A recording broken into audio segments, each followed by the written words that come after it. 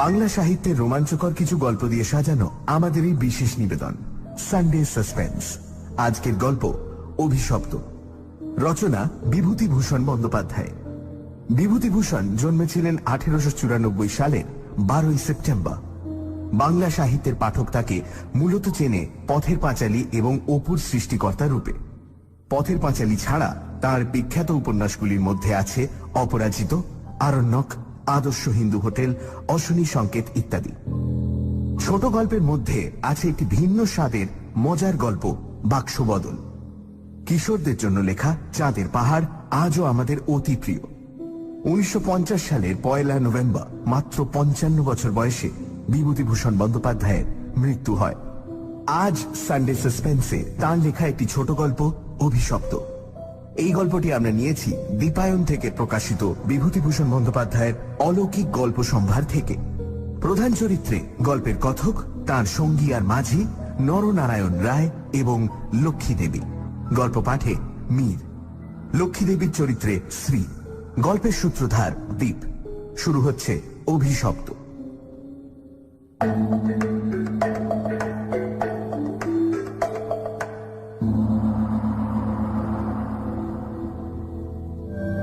আমার জীবনে সেই একটা অদ্ভুত ব্যাপার সেবার ঘটেছিল। বছর 3 আগেকার কথা। আমাকে বরিশালের ওধারে যেতে হয়েছিল একটা কাজে। ওই অঞ্চলের একটা গঞ্জ থেকে বেলা প্রায় 12টার সময় নৌকোয় উঠলাম। আমার সঙ্গে এক নৌকোয় বরিশালের এক ভদ্রলোক ছিলেন। গল্পে গুজবে সময় কাটতে লাগলো। সময়টা পুজোর পরই। দিনটা মেঘলা মেঘলা, মাঝে মাঝে টিপটিপ করে বৃষ্টিও পড়তে শুরু করলো। সন্ধ্যের কিছু আগে কিন্তু আকাশটা অল্প পরিষ্কার হয়ে গেল। ভাঙা ভাঙা মেঘের মধ্যে দিয়ে চতুর্দশীর চাঁদের আলো অল্প অল্প প্রকাশ হলো। সন্ধে হবার সঙ্গে সঙ্গে আমরা বড় নদী ছেড়ে একটা খালে পড়লাম। শোনা গেল খালটা এখান থেকে আরম্ভ হয়ে নোয়াখালীর উত্তর দিয়ে একেবারে মেঘনায় মিশেছে। পূর্ববঙ্গে সেই আমার নতুন যাওয়া। চোখে কেমন সব একটু নতুন ঠেকতে লাগলো। অপরিসর খালের দুধারে বৃষ্টি স্নাত কেয়ার জঙ্গলে মেঘে আধা ঢাকা চতুর্দশীর জ্যোৎস্না ছিকছিক করছিল।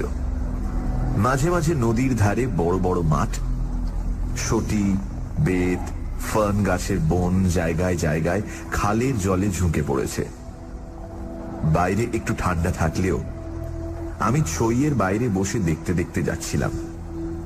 বরিশালের সে অংশটা সুন্দরবনের কাছাকাছি। ছোট ছোট খাল ও নদী চারিধারে। সমুদ্র খুব দূরে নয়, 10-15 মাইল দক্ষিণ পশ্চিমেই হাতিয়া ও সন্দ্বীপ। আরো একটু রাত হলো। খালের দুপারের নির্জন জঙ্গল অস্ফুট জ্যোৎস্নায় কেমন যেন অদ্ভুত দেখাতে লাগলো। এই অংশের লোকের বসতি একেবারেই নেই। শুধু ঘন বন আর জঙ্গলের ধারে বড় বড় হোগলা গাছ।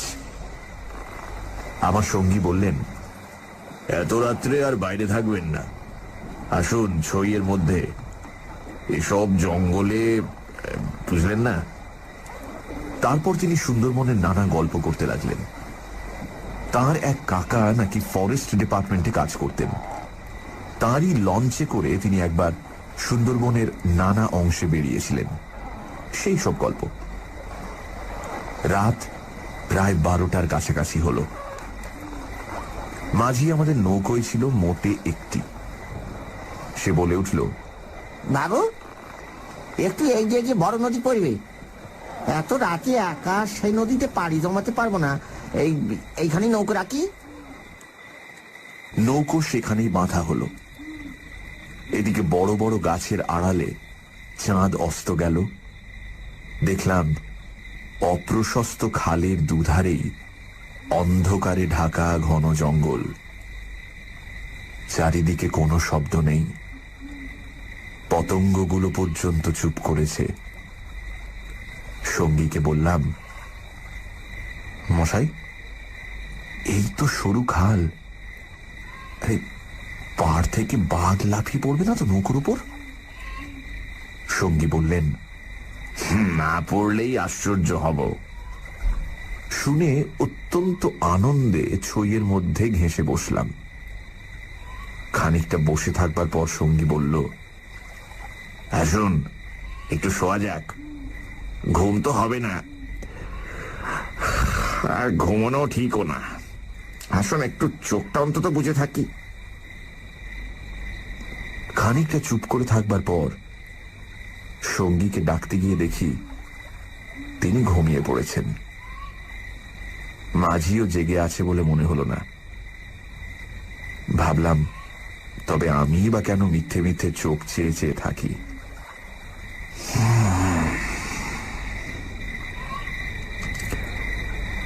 তারপর যা ঘটল সেটি আমার জীবনের এক অদ্ভুত অভিজ্ঞতা। শুতে যাচ্ছি, হঠাৎ আমার কানে গেল অন্ধকার ঘন ঝোপের ওপাশে অনেক দূরে গভীর জঙ্গলের মধ্যে কে যেন কোথায় গ্রামোফোন বাজাচ্ছে। তাড়াতাড়ি উঠে বসলাম। গ্রামোফোন?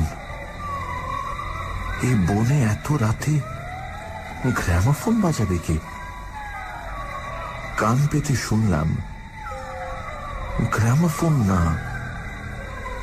অন্ধকার হিজল হিমতাল গাছগুলো যেখানে খুব ঘন হয়ে আছে সেখান থেকে কারা যেন উচ্চ কণ্ঠে আর্ত করুণ সুরে কি যেন বলছে।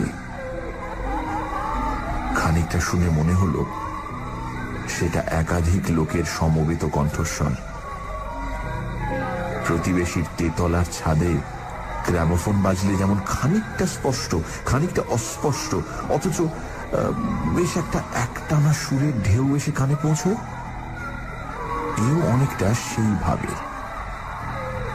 মনে হলো যেন কতকগুলো অস্পষ্ট বাংলা ভাষার শব্দ কানে গেল, কিন্তু ধরতে পারা গেল না কথাগুলো কি। শব্দটা মাত্র মিনিট খানিক স্থায়ী হলো, তারপরই অন্ধকার বনভূমি যেমন নিস্তব্ধ ছিল আবার তেমনি নিস্তব্ধ হয়ে গেল। তাড়াতাড়ি ছইয়ের বাইরে এলাম। চারিপাশের অন্ধকার ঝিঙের বিচির মতন কালো। বনভূমি নীরব, শুধু নৌকোর তলায় ভাটার জল কলকল করে বাঁধছে, আর শেষ রাতের বাতাসে জলের ধারে কেয়া ঝোপে এক ধরনের অস্পষ্ট শব্দ হচ্ছে। পাড় থেকে দূরে হিজল গাছের কালো গুঁড়িগুলোর অন্ধকারে এক অদ্ভুত চেহারা হয়েছে। ভাবলাম সঙ্গীদের ডেকে তুলি, আবার ভাবলাম বেচারিটা ঘুমোচ্ছে, ডেকে কি হবে, তার চেয়ে বরং নিজে জেগে বসে থাকি। দাঁড়িয়ে দাঁড়িয়ে একটা সিগারেট ধরালাম, তারপর আবার ছইয়ের মধ্যে ঢুকতে যাব এমন সময় সেই অন্ধকারে ঢাকা বিশাল বনভূমির কোন অংশ থেকে সুস্পষ্ট উচ্চ আর্ত করুণ কণ্ঠের মতো তীক্ষ্ণ স্বর তীরের মতন জমাট অন্ধকারের বুক চিরে আকাশে উঠল। তোমরা কারা যাচ্ছ? আমরা শ্বাস বন্ধ হয়ে পড়লাম, আমাদের উঠাও, আমাদের বাঁচাও। নৌকোর মাঝিটা ধর্মর করে জেগে উঠল। আমি সঙ্গীকে ডাকলাম, মশাই, ও মশাই, উঠুন উঠুন, আরে উঠুন। মাঝি আমার কাছে ঘেঁষে এলো, ভয়ে তার গলার স্বর কাঁপছিল। বললে, আল্লাহ আল্লাহ, শুনতে পেয়েছেন বাবু? শুনতে পেয়েছেন আপনি? সঙ্গী উঠে জিজ্ঞাসা করলো, কি মশাই, ডাকলেন কেন? কোন জানোয়ার টানোয়ার নাকি? আমি ব্যাপারটা বললাম। তিনিও তাড়াতাড়ি ছইয়ের বাইরে এলেন। তিনজনে মিলে কান খাড়া করে রইলুম। চারিদিক আবার চুপ। ভাটার জল নৌকোর তলায় বেঁধে আগের চেয়েও জোরে শব্দ হচ্ছিল। সঙ্গী মাঝিকে জিজ্ঞেস করলেন, এটা কি তবে? মাঝি বললে, হ্যাঁ বাবু, মাই কীর্তিপাশার গড়। সঙ্গী বললে, তবে তুই এত রাতে এখানে নৌকো রাখলি কেন? বেকুব কোথাকার। মাঝি বললে, 380 বলেই রেখেছিল বাবু, ওই ভাটার টানে নৌকো পিছিয়ে দেওয়া তো জো ছিল না। কথাবার্তার ধরন শুনে সঙ্গীকে বললাম, কি মশাই, কি ব্যাপার? আপনি কিছু জানেন নাকি? ভয় যত না হোক, বিস্ময়ে আমরা কেমন হয়ে গিয়েছিলাম। সঙ্গী বললেন, ওরে তোর সে কেরোসিনের ডিবেটা জাল, আরে আলো জেলে বসে থাকা যাক, রাত তো এখনো ঢের। মাঝিকে বললাম, তুই শব্দটা শুনতে পেয়েছিলি?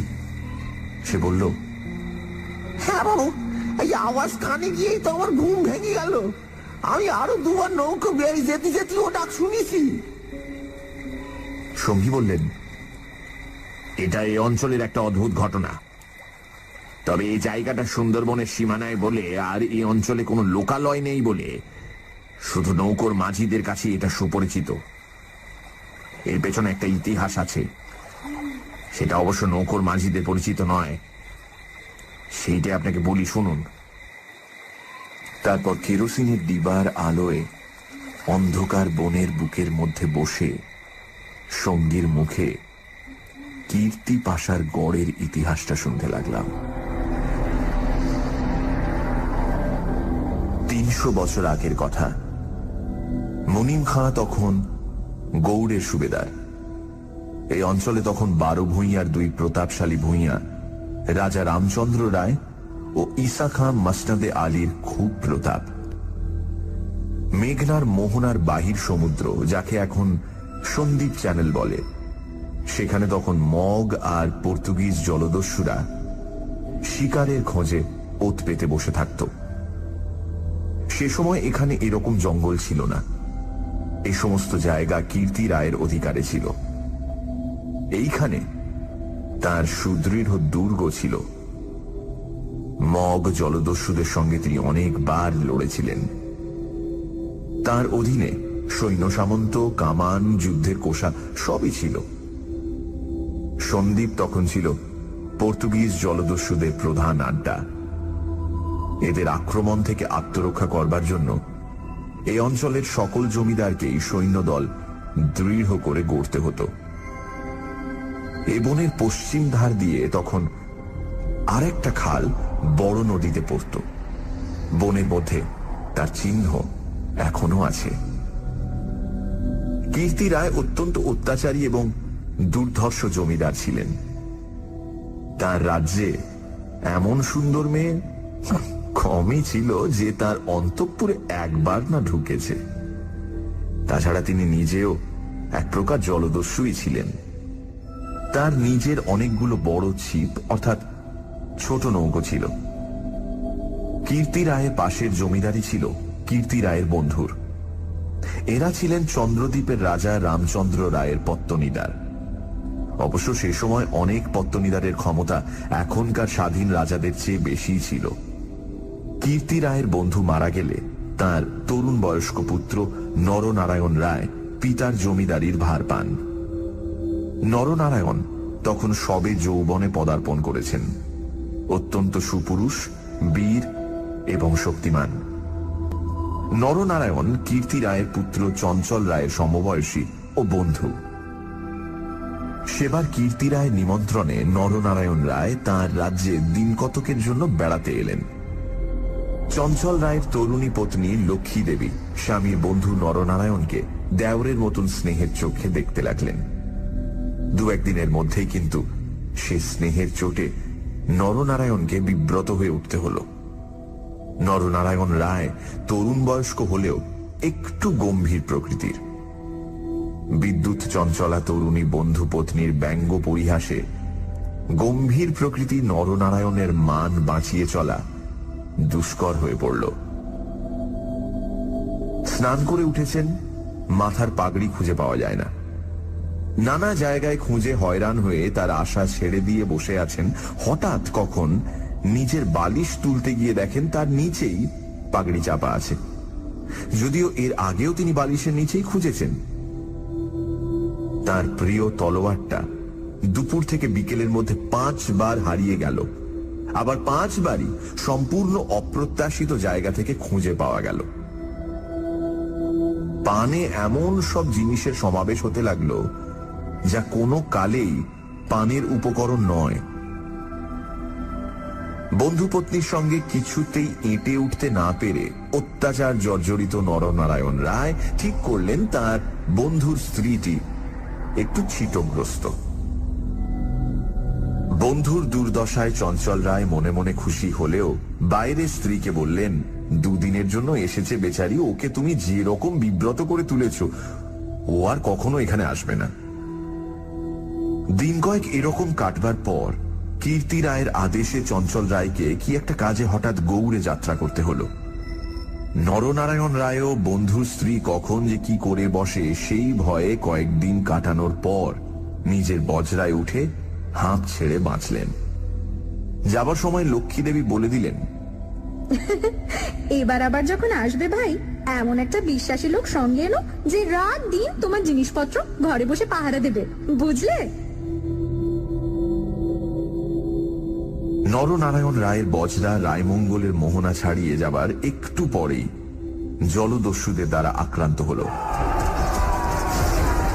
তখন দুপুরবেলা সমুদ্রের সেই অংশে এমন কোন নৌকো ছিল না যারা সাহায্য করতে আসতে পারে। সেটা রায়মঙ্গল আর কালাবদর নদীর মুখ, সামনেই সমুদ্র, সন্দ্বীপ চ্যানেল জলদস্যুদের প্রধান ঘাঁটি। নরনারায়ণের বজরার রক্ষীরা কেউ হত হল, কেউ সাংঘাতিক জখম। নিজে নরনারায়ণ দস্যুদের আক্রমণ প্রতিহত করতে গিয়ে হাঁটুতে কিসের খোঁচা খেয়ে অজ্ঞান হয়ে পড়লেন। জ্ঞান হবার পর দেখতে পেলেন তিনি এক অন্ধকার জায়গায় শুয়ে আছেন। তার সামনে কি যেন একটা বড় নক্ষত্রের মতন জ্বলছে। খানিকক্ষণ জোরে চোখের পলক ফেলবার পর তিনি বুঝলেন যাকে তারা বলে মনে হয়েছিল তা আসলে একটি ছোট জানালা থেকে ঢুকে আসা বাইরের আলো। নরনারায়ণ দেখলেন তিনি একটি অন্ধকার ঘরের ভেজা মেঝের উপর শুয়ে আছেন। ঘরের দেয়ালের জায়গায় জায়গায় সবুজ শ্যাওলার দল গজিয়েছে। সানডে সাসপেন্স, শুধুমাত্র radio Mirchi 98.3 FM A. It's hot. শুনছেন বিভূতিভূষণ বন্দ্যোপাধ্যায়ের লেখা অভিশপ্ত। গল্পের কথক সুন্দরবনের এক অঞ্চলে কাজে এসেছেন নৌকায় করে। রাতের দিকে জঙ্গলের মধ্যে নদীর পাড় থেকে শুনলেন অদ্ভুত কিছু শব্দ। কারা যেন চিৎকার করে কিছু বলছে। মাঝি বলল, এই জায়গাটার নাম কীর্তি পাশার গড়। এখানে রাতে কেউ আসে না। জায়গাটা নিয়ে একটা গল্প আছে।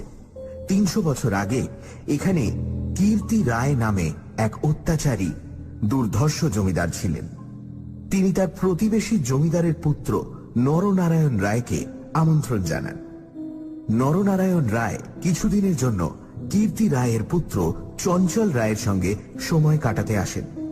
চঞ্চল রায়ের স্ত্রী লক্ষ্মী দেবী নরনারায়ণকে দেওরের মতন স্নেহ করতেন, কিন্তু নানান রকম ঠাট্টা পরিহাসে তাকে অতিষ্ঠ করে তোলেন। নিমন্ত্রণ রক্ষা করে ফেরবার পথে নরনারায়ণ জলদস্যু দ্বারা আক্রান্ত হয়। যখন তার জ্ঞান হয় তখন তিনি দেখেন যে তিনি একটি অন্ধকার ঘরে বন্দী। তারপর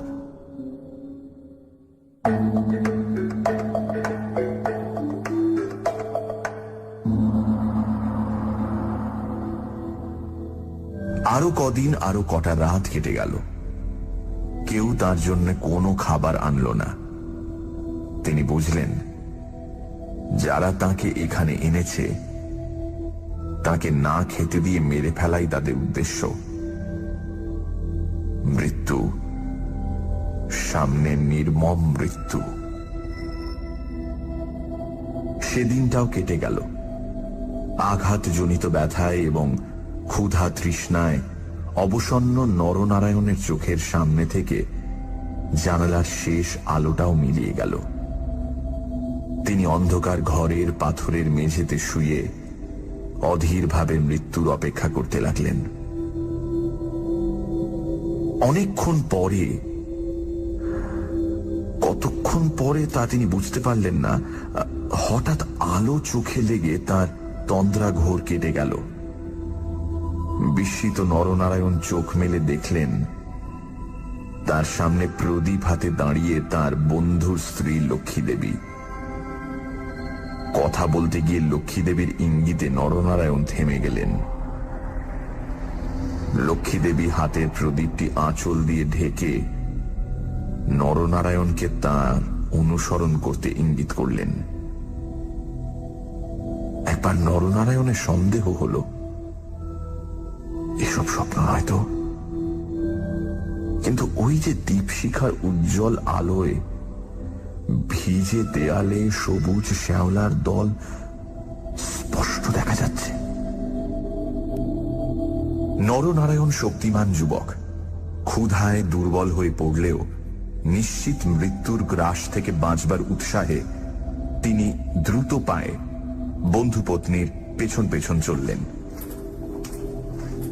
একটা বাঁকা পাথরের সিঁড়ি দিয়ে উপরে উঠে একটি দীর্ঘ সুড়ঙ্গ পার হবার পর তিনি দেখলেন যে তারা কীর্তি রায়ের প্রাসাদের সামনের খাল ধারে এসে পৌঁছেছেন। লক্ষ্মী দেবী একটা ছোট বেতে বোনা থলি বার করে তার হাতে দিয়ে বললেন, এতে খাবার আছে, এখানে খেও না। তুমি সাঁতার জানো, খাল পার হয়ে ওপারে গিয়ে কিছু খেয়ে নাও, তারপর যত শিগগির পারো পালিয়ে যাও। ব্যাপারটা কি নরনারায়ণ রায় একটু একটু করে বুঝলেন। তার বিস্তৃত জমিদারি কীর্তি রায়ের জমিদারির পাশেই, এবং তার অবর্তমানে কীর্তি রায় ভবিষ্যৎ জমিদার। অত বড় বিস্তৃত ভূসম্পত্তি সৈন্য সামন্ত কীর্তি রায়ের হাতে এলে তিনি কি আর কিছু গ্রাহ্য করবেন? প্রদীপের আলোয় নরনারায়ণ দেখলেন তার বন্ধুপত্নীর মুখে সে চটুল হাসি রেখার চিহ্ন নেই। তার মুখখানি সহানুভূতিতে ভরা মাতৃমুখের মতন স্নেহ কোমল হয়ে এসেছে। তাদের চারপাশে গাঢ় অন্ধকার, মাথার উপর আকাশের বুক চিরে দিগন্ত বিস্তৃত উজ্জ্বল ছায়াপথ। কাছেই খালের জল জোর ভাটার টানে তীরের হোগলা গাছ দুলিয়ে কলকল শব্দে বড় নদীর দিকে ছুটেছে। নরনারায়ণ আবেগপূর্ণ সুরে জিজ্ঞাসা করলেন,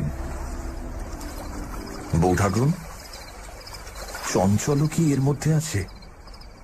লক্ষ্মী দেবী বললেন, না ভাই, তিনি কিছু জানেন না।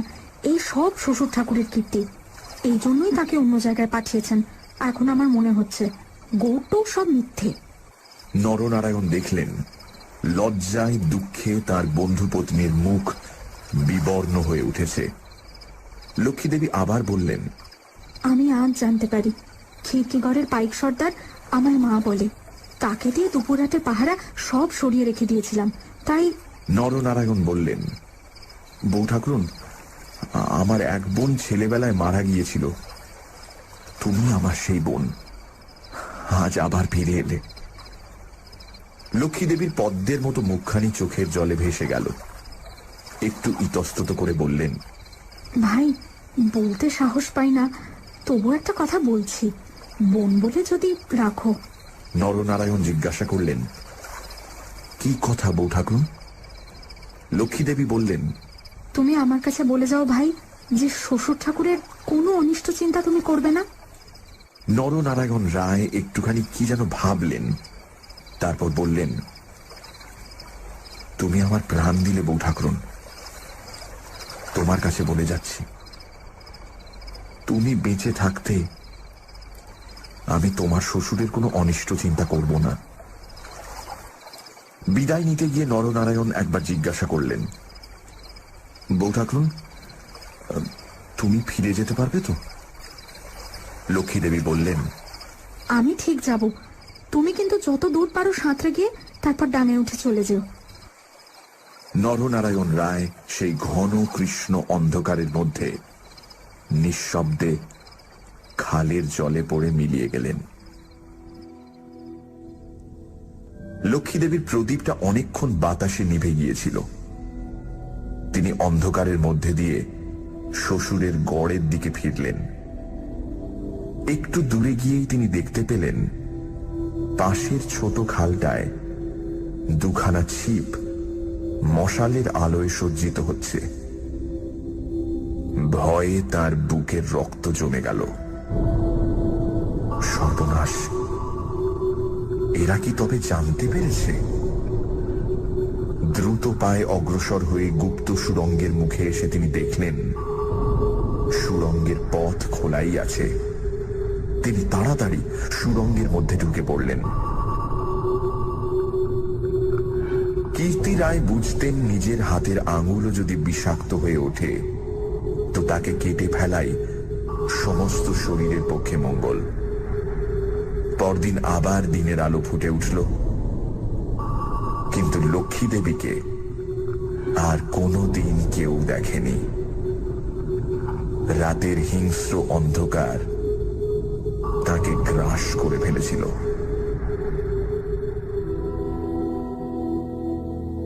নরনারায়ণ রায় নিজের রাজধানীতে বসে সব শুনলেন। গুপ্ত সুড়ঙ্গের দুধারের মুখ বন্ধ করে কীর্তি রায় তাঁর পুত্রবধূর শ্বাসরোধ করে তাকে হত্যা করেছেন। শুনে তিনি চুপ করে রইলেন। এর কিছুদিন পরে তার কানে গেল বাসুন্তার লক্ষণ রায়ের মেয়ের সঙ্গে খুব তাড়াতাড়ি চঞ্চলের বিয়ে। সেদিন রাতে চাঁদ ওঠার পর নিজের প্রাসাদের ছাদে বেড়াতে বেড়াতে চারিদিকের শুভ্র সুন্দর আলোর সাগরের দিকে দৃষ্টিপাত করে দৃঢ় চিত্ত নরনারায়ণ রায়েরও চোখের পাতা যেন ভিজে উঠল। তার মনে হল তার অভাগিনী বউ ঠাকুরানীর চোখের দুষ্টু হাসিটি তারায় তারায় নবমল্লিকার মতো ফুটে উঠেছে। নরনারায়ণ রায়ের পূর্বপুরুষেরা ছিলেন দুর্ধর্ষ দস্যু। হঠাৎ পূর্বপুরুষের সেই বর্বর রক্ত নরনারায়ণের ধমনীতে নেচে উঠল। তিনি মনে মনে বললেন, আমার অপমান আমি একরকম ভুলেছিলাম বউ ঠাকুরুন, কিন্তু তোমার অপমান আমি সহ্য করব না কখনোই।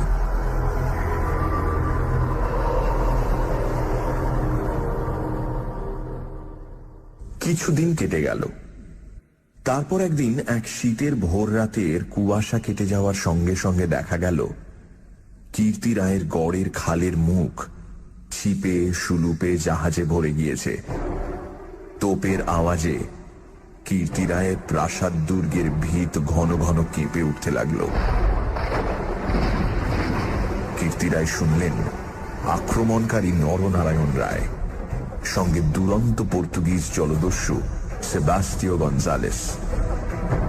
উভয়ের সম্মিলিত বহরের 40 খানা কোষা খালের মুখে চড়াও হয়েছে। পুরো বহরের বাকি অংশ বাইরের নদীতে দাঁড়িয়ে। এই আক্রমণের জন্য কীর্তি রায় আগে থেকে প্রস্তুত ছিলেন। কেবল প্রস্তুত ছিলেন না, নরনারায়ণের সঙ্গে গঞ্জালেসের যোগদানের জন্য। এই কীর্তি রায়ের কাছে সম্পূর্ণ অপ্রত্যাশিত ঘটনা। তাহলেও কীর্তি রায়ের গড় থেকেও তোপ চলল। গঞ্জালেস সুদক্ষ নৌবীর।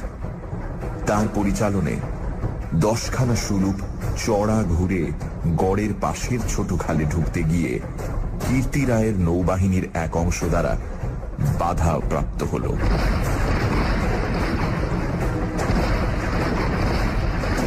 গড়ের কামান সেদিকে এত প্রখর যে খালের মুখে দাঁড়িয়ে থাকলে বহর মারা পড়ে। গঞ্জালেস 2 খানা কামানবাহী সুলুপ ছোট খালের মুখে রেখে বাকিগুলো সেখান থেকে ঘুরিয়ে এনে চড়ার পিছনে দাঁড় করালো। গঞ্জালেসের অধীনস্থ অন্যতম জলদস্যু মাইকেল রোজারিও ডি ভেগা এই ছোট বহর খালের মধ্যে ঢুকিয়ে গড়ের পশ্চিম দিক আক্রমণ করবার জন্য তৈরি হল। অতর্কিত আক্রমণে কীর্তি রায়ের নৌবাহিনী শত্রু বহর দ্বারা ছিপিয়াঁটা বোতলের মতন খালের মধ্যেই আটকে গেল। বাইরের বড় নদীতে গিয়ে যুদ্ধ দেবার মতন ক্ষমতা তাদের আদৌ রইল না। তবুও তাদের বিক্রমে রোজারিও অনেকক্ষণ পর্যন্ত কিছু করে উঠতে পারলেন না। কীর্তি রায়ের নৌবহর দুর্বল ছিল না।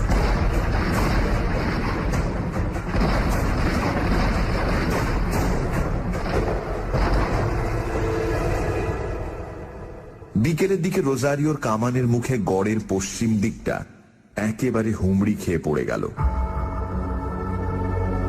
নরনারায়ণ রায় দেখলেন প্রায় 30 খানা কোষা জখম অবস্থায় খালের মুখে পড়ে। কীর্তি রায়ের গড়ের কামানগুলো সব চুপ। নদীর দুপাড় ঘিরে সন্ধে নেমে আসছে। উপরে নিস্তব্ধ নীল আকাশে কেবলমাত্র এক ঝাঁক শকুনি কীর্তি রায়ের গড়ের উপর চক্রাকারে ঘুরছে। হঠাৎ নরনারায়ণ রায়ের চোখের সামনে বন্ধু পত্নীর কাতর মিনতিপূর্ণ সেই চোখ দুটি মনে পড়ল। তীব্র অনুশোচনায় তার মন তখনই ভরে উঠল। তিনি করেছেন কি? এই রকম করে কি তিনি তার স্নেহময়ী প্রাণদাত্রীর শেষ অনুরোধ রাখতে এসেছেন? নরনারায়ণ রায় হুকুম জারি করলেন, কীর্তি রায়ের পরিবারের এক প্রাণীরও যেন প্রাণহানি না হয়। একটু পরেই সংবাদ এলো গড়ের মধ্যে কেউ নেই। নরনারায়ণ রায় বিস্মিত হলেন। তিনি তক্ষুনি নিজে গড়ের মধ্যে ঢুকলেন। তিনি এবং গঞ্জালেস গড়ের সমস্ত অংশ তন্ন তন্ন করে খুঁজলেন। দেখলেন সত্যি কেউ নেই। পর্তুগিজ বহরের লোকেরা গড়ের মধ্যে লুটপাট করতে গিয়ে দেখলেন মূল্যবান জিনিসপত্র বড় কিছু নেই। পরদিন দ্বীপ্রহর পর্যন্ত লুটপাট চলল। কীর্তি রায়ের পরিবারের একটি প্রাণীরও সন্ধান পাওয়া গেল না। দুপুরে কেবলমাত্র 2 খানা সুলুক খালের মুখে পাহারা রেখে নরনারায়ণ রায় ফিরে চলে গেলেন।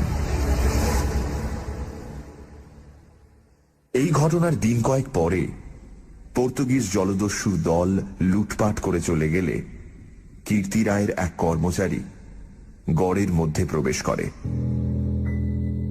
আক্রমণের দিন সকালেই এই লোকটি গড় থেকে আরো অনেকের সঙ্গে পালিয়েছিল।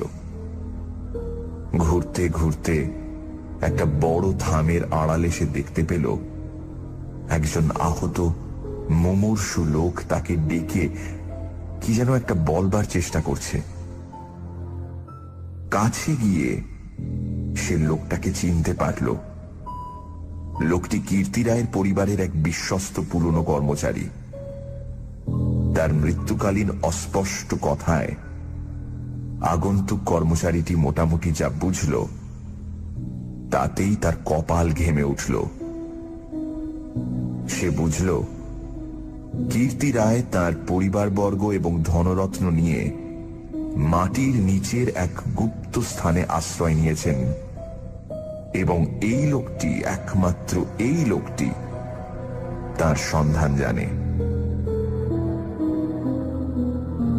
তখনকার আমলে কেউ এই গুপ্ত পথগুলি না খুলে দিলে সেখান থেকে বেরুবার উপায় কিন্তু ছিল না। কোথায় সে মাটির নিচে ঘর তা স্পষ্ট করে বলবার আগেই আহত লোকটি মারা গেল। বহু অনুসন্ধানেও গড়ের কোন অংশে সে গুপ্ত গৃহ ছিল সেটার কেউই সন্ধান দিতে পারল না। ওই ছোট খালটা প্রকৃতপক্ষে সন্দীপ চ্যানেলেরই একটা খাড়ি। খাড়ির ধার থেকে একটুখানি গেলে গভীর অরণ্যের ভেতর কীর্তি রায়ের গড়ের বিশাল ধ্বংসস্তূপ এখনো বর্তমান আছে, দেখা যাবে। বহুদিন থেকেই এখানে একটা অদ্ভুত ব্যাপার ঘটে থাকে। দুপুর রাতে গভীর বনভূমি যখন নীরব হয়ে যায়, হিনতাল হিজল গাছের কালো গুঁড়িগুলো অন্ধকারে যখন বনের মধ্যে প্রেতের মতো দাঁড়িয়ে থাকে, সন্দীপ চ্যানেলের জোয়ারের ঢেউয়ে লোনা জল খাড়ির মুখে জোনাকির মতন জ্বলতে থাকে, তখন খাল দিয়ে নৌকো বেয়ে যেতে যেতে মোম মধু সংগ্রাহকেরা কতবার সে শুনেছে অন্ধকার বনের এক গভীর অংশ থেকে কারা যেন আর্তস্বরে চিৎকার করছে,